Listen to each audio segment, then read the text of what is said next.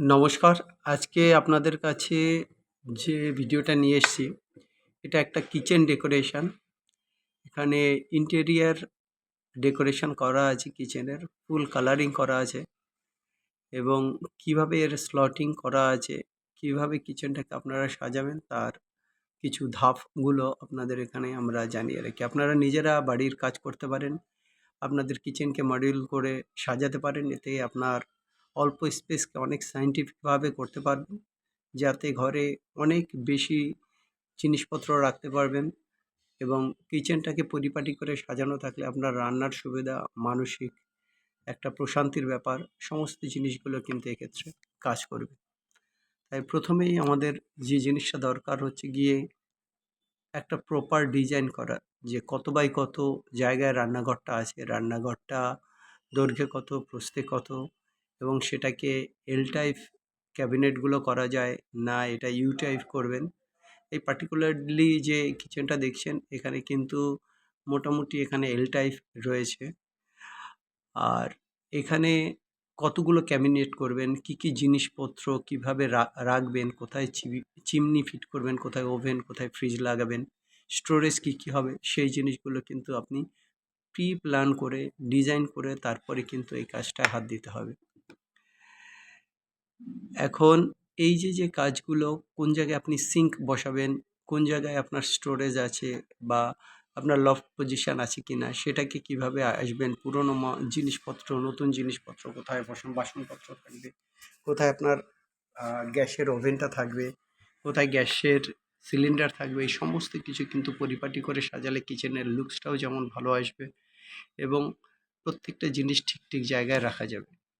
প্রথমে যে পার্টগুলো যে লাগে, এরপর হচ্ছে গিয়ে ধরুন দেয়াল ও ইলেকট্রিকের যে কাজগুলো, দেয়াল কাটা, দেয়াল সংস্কার, এর সাথে সাথে যেখানে কল বসবে বা আপনার ওয়াটার কানেকশান হবে সেই জিনিসটা করা, কোন জায়গা দিয়ে পাইপ লাইন হবে এবং ইলেকট্রিকের পয়েন্টগুলো কোন জায়গায় থাকবে, আপনার কোনখান থেকে লাইটটা এলে জিনিসটা সুন্দর হবে, চিমনিটা কোথায় বসবে, মাইক্রোওভেন কোথায় রাখবেন, রেফ্রিজারেটর বা মিক্সচার মেশিন কোথায় রাখবেন, আর লাইট পয়েন্টগুলো কোথায় হবে সেই জিনিসটা খেয়ালে রাখতে হবে। আর দেয়ালটা ওয়াটার প্রুফিং আছে কিনা, আর যদি কোনো জায়গায় প্লাস্টারের বাকি থাকে সেই কাজগুলো কিন্তু আগে করে নিতে হবে। পরের পার্টটা যেটা রয়েছে ধরুন চিমনি এবং ভেন্ট ইনস্টলেশন। চিমনিটা লাগবে যেমন কিচেনে রান্নার যে ধোঁয়াটা সেটা বেরিয়ে যাওয়ার জন্য, এক্সেস গ্যাস রান্নার সেই জিনিসটা একদিকে যেমন বেরিয়ে যাওয়া দরকার এবং ঠিক মতো ওয়াটার বা গ্যাসটাকে বাইরের দিকে বের করে দেওয়ার জন্য আপনার কিন্তু অবশ্যই ভেন্টিলেটরটা লাগবে।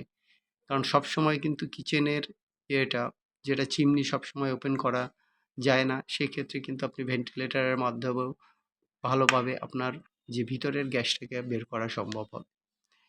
এবার যে ক্যাবিনেটগুলো হবে, মডিউলার ক্যাবিনেটের স্ট্রাকচার কী হবে, ধরুন এখানে হচ্ছে গিয়ে একটা নিচের দিকের ক্যাবিনেট কী হবে, যেটা আপনার 2.5 ফুট যে স্ল্যাবটা রয়েছে, রান্না করার স্ল্যাব যেখানে গ্যাসের ওভেন থাকে, তার নিচের ইউনিটগুলো কী হবে, ওয়াল ইউনিটগুলো কী রাখবেন, কোন হাইটে রাখবেন এবং কোনটার পরে কোনটা রাখবেন, কিভাবে সেট করবে সেই জিনিসগুলো এখানে সেট হবে। নিচের ক্যাবিনেটগুলো কি ড্রয়ার সিস্টেম রাখবেন বা কিভাবে ওটার ওপেন হবে সেই জিনিসটাকে কিন্তু আপনাদের সেট করতে হবে। আর ম্যাটেরিয়ালস তো অবশ্যই আছে, কোনখান ম্যাটেরিয়ালস, কোন কোয়ালিটির ম্যাটেরিয়ালস দিয়ে কাজ করবেন সেটা অবশ্যই দেখতে হবে। এছাড়া আপনার যে জিনিসগুলো লাগবে সেক্ষেত্রে হচ্ছে কি আপনি কোন প্লাইউড ইউজ করবেন বা কোন পার্টিকেল বোর্ড ইউজ করবেন, ফিনিশ ল্যামিনেটিং কেমন হবে, এই সমস্ত জিনিসগুলো কিন্তু আপনাদেরকে খেয়াল রাখতে হবে।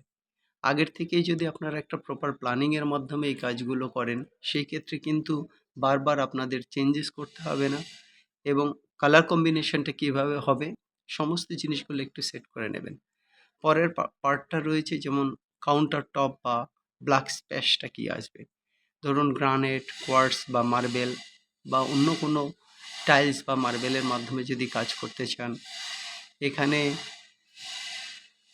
অন্যান্য এই ক্ষেত্রে আপনার টাইলস ফিনিশিং উপরে যেটা স্ল্যাবটা হবে সেটা আপনি গ্রানাইট ফিনিশিং হবে কিনা সেই জিনিসগুলো কিন্তু খেয়াল রাখতে পারবেন এবং যেটা প্লাম্বিংয়ের ক্ষেত্রে আগেই বলেছিলাম, সিঙ্কের ওখানে আপনি কিভাবে কলটা বসাবেন, কলের কোনো এক্সচেঞ্জ থাকবে কিনা বা এক্সটেনশন থাকবে কিনা, সেই সমস্ত জিনিসগুলো কিন্তু ঠিক মতো করা সম্ভব। এবং সাথে ধরুন যে ড্রয়ার বা ক্যাবিনেটগুলো রয়েছে, সেক্ষেত্রে আপনার সানমাইকার চয়েসের ব্যাপারটা আছে, আপনি কীরকম সানমাইকার ইউজ করবেন, সেই জিনিসগুলো আপনাদেরকে কিন্তু খেয়াল রাখতে হবে। আর সিঙ্কটা কী হবে, স্টিলের সিঙ্ক করবেন এবং সিঙ্কের প্যাটার্নটা কী হবে, সেইভাবে কিন্তু আগেই বা পাথরের কাজ যখন হবে তার আগে সেইভাবে কিন্তু আগেই সেট করে নিতে হবে।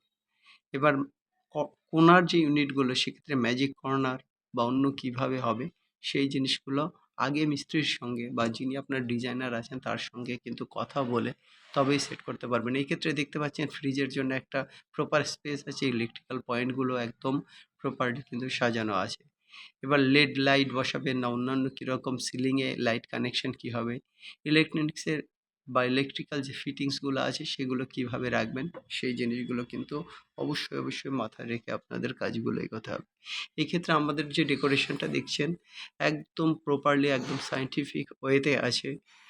এখন আরও নতুন মডার্নের অনেক কাজ হচ্ছে, আপনারা যদি চান সেইভাবে কিন্তু কাজগুলো করা সম্ভব হবে। আর এই কাজ করতে গেলে আরও কয়েকটা জিনিস যেটা দরকার হতে পারে, আপনার ফলস সিলিংয়ে থাকতে পারে। আপনি যদি ওখানে বড় ইউনিট হয় আপনার কিচেনের ক্ষেত্রে, আপনি কোনো বার কাউন্টার রাখবেন কিনা।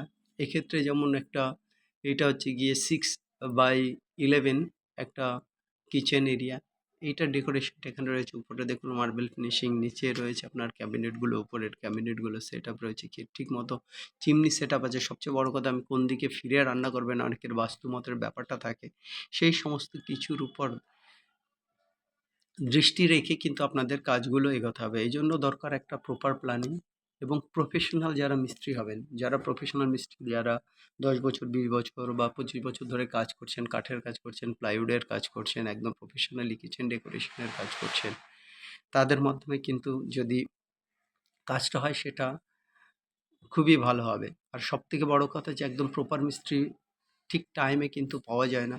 তার জন্যই আমরা রুফ ওয়াইডের পক্ষ থেকে এসেছি আপনাদের কাছে। আমাদের যে প্রি প্ল্যান্ড কাজগুলো হয় বা আগের যে কাজগুলো আছে সেগুলোর ভিডিও নিয়ে আমরা আপনাদের কাছে আসবো।